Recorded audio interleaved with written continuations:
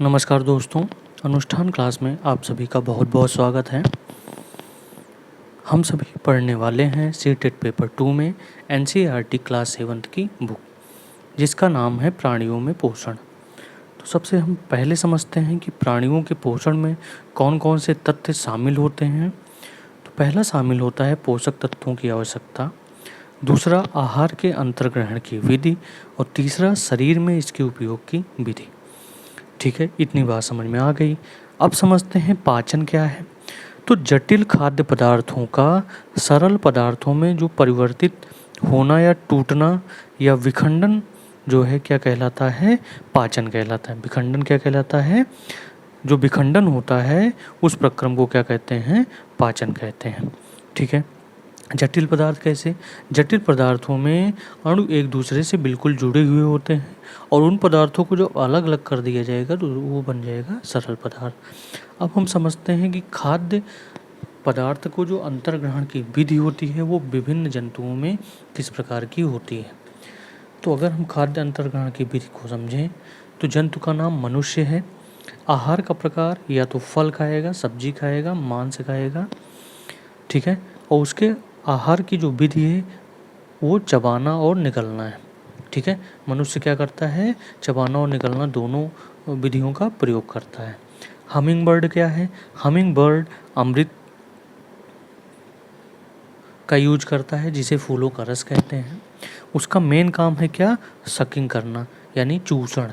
ठीक है, तो अंतर्ग्रहण की जो यहाँ विधि है वो क्या है, चूषण विधि है, लेकिन उसे चूसना भी हम बोल सकते हैं। चींटियाँ, चींटियाँ खाती हैं कीड़ों को और उनकी आहार की जो विधि है वो क्या है, स्क्रैपिंग। घोंघा, घोंघा खाता है घास को और वो क्या करता है, वो चबाने का काम करता है। तितली, तितली भी अमृत लेती है यानी फूलों का रस लेती है, वो भी क्या करती है, सकिंग करती है, जिसे हम चूषण विधि भी बोलते हैं। ठीक है, इतनी बात आपको समझ में आ गई हो। आगे हम समझेंगे जू को। जू, जू का जो आहार का प्रकार है वो खून पीता है। ठीक है, और वो भी क्या करेगा, सुकिंग करेगा या उसका काम क्या होगा, चूसना होगा। ठीक है, आगे की ओर चलें। हाइड्रा, हाइड्रा जो है मछली और कीड़ों को खाती है और उसका मेन जो आहार की विधि है वो स्पर्शक है। मेढक, मेढक कीड़ों को खाता है और उसका जो आहार की विधि है वो भोजन को निगलता है। केचुआ छहसील पदार्थ को खाता है और यह पेशी ग्रसनी द्वारा क्या करता है, भोजन को निगलता है। ठीक है, सांप, सांप चूहे को क्या करता है, निगलता है। तो अंतर्ग्रहण की जो विधि हुई सांप में क्या हुई, निगलने की हुई। गरुड़ क्या करता है, मांस खाता है, तो मांस को यह क्या करता है, निगलता है। तो यहाँ भी अंतर्ग्रहण की प्रोसेस क्या होगी, निगलना। मकड़ी, मकड़ी कीड़े को खाती है और ये क्या करती है, ये कीड़ों को पीसने का काम करती है। तो अंतर्ग्रहण की जो विधि है कौन सी है, पीस कर। मच्छर, मच्छर क्या पीता है, खून पीता है और यह क्या करता है, चूषण विधि का प्रयोग करता है। तो आपको अंतर्ग्रहण करने की विधि समझ में आ गई होगी। आगे हम समझें और आहार अंतर्ग्रहण की विधि को समझें। तो आहार अंतर्ग्रहण की जो भी प्रमुख विधियां हैं वो निम्न प्रकार से हैं। पहला छीलना, दूसरा चबाना, तीसरा साइफनी, चौथा स्पर्शक, पांचवा चूषण, छठवां काटना या वेधन करना और सातवां पकड़ना और निकलना। ठीक है, इतनी बात आपको समझ में आ गई होगी। अब हम समझेंगे स्टारफिश, जिसे तारा मछली कहते हैं। ठीक है, और इसके भोजन के बारे में हम समझेंगे। तो तारा मछली क्या होती है, कैल्शियम कार्बोनेट के कठोर कवच वाले जंतुओं का क्या करती है, आहार करती है। दूसरी विशेषता तारा मछली की क्या होती है, यह अपने मुख से आमाशय बाहर निकालती है और जंतु के कोमल भागों को क्या करती है, खाती है। तीसरा, खाने के बाद तारा मछली आमाशय को वापस क्या करती है, शरीर में वापस ले लेती है या आमाशय शरीर में वापस चला जाता है। तो ये हुई तारा मछली या स्टारफिश की विशेष। अगला टॉपिक हम पढ़ते हैं मनुष्य में पाचन क्रिया। मनुष्य में पाचन क्रिया की जो विधि होती है वो अंतर्ग्रहण से स्टार्ट होती है और निष्कासन तक चलती है। तो मनुष्य में जो पाचन क्रिया होगी वो अंतर्ग्रहण, अंतर्ग्रहण के बाद पाचन क्रिया होगी। पाचन के बाद अवशोषण क्रिया होगी, अवशोषण के बाद स्वांगीकरण होगी और स्वांगीकरण के बाद निष्कासन होता है। तो सबसे पहले हम समझेंगे कि अंतर्ग्रहण की प्रक्रिया में कौन कौन सी विधि हैं। पहला है आहार नाल। और आहार नाल कैसी होती है? यह भोजन इस लंबी कुंडलित नलिका द्वारा क्या की जाती है? गुजारी जाती है, या इस नलिका द्वारा पहुंचती है। आहार नाल मुख गुहिका से प्रारंभ होकर कहाँ तक जाती है? गुदा तक पहुंचती है। आहार नाल के मुख्यतः 5 भाग होते हैं। पहला है मुख गुहिका, दूसरा है ग्रास नली या ग्रसिका, तीसरा है अमाशय, चौथा है क्षुद्रांत या छोटी आंत, पांचवा है मलदार या गुदा। नोट पॉइंट में हम देखते हैं कि पाचक रस जटिल पदार्थों को सरल रूप में क्या करती है? बदलती है। अंतर्ग्रहण की प्रक्रिया क्या है? आहार को शरीर के अंदर लेने की क्रिया क्या कहलाती है? अंतर्ग्रहण। यानी अगर आहार को शरीर के अंदर ले लें तो वो क्या होगी? अंतर्ग्रहण की क्रिया होगी। अंतर्ग्रहण की क्रिया मुख से स्टार्ट होती है और गुदा तक होती है। ठीक है, अब बात करेंगे मुख एवं मुख गुहिका। इसमें क्या होता है, क्या विशेषताएं होती हैं?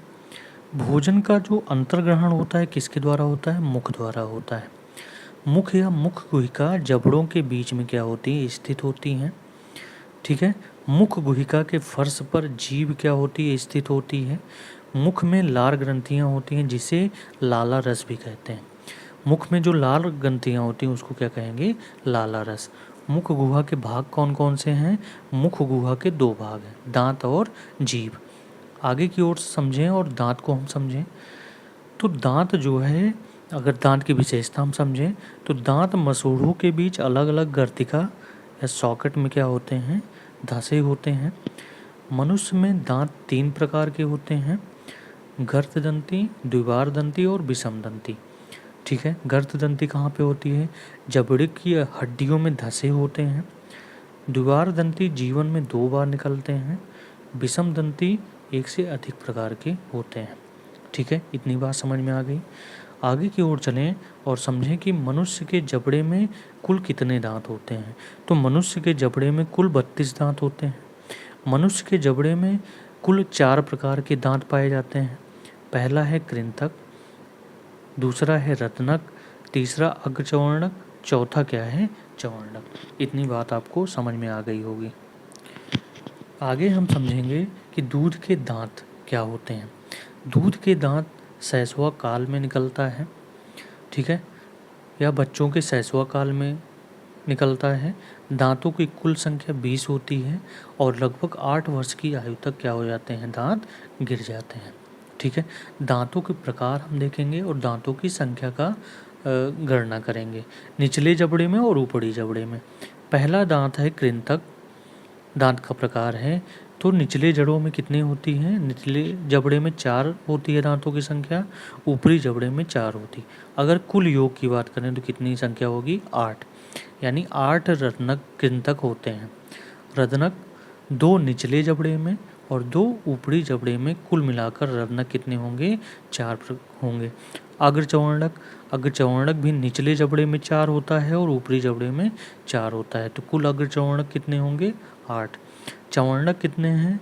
निचले जबड़े में 6 होती हैं और ऊपरी जबड़े में 6 होती हैं।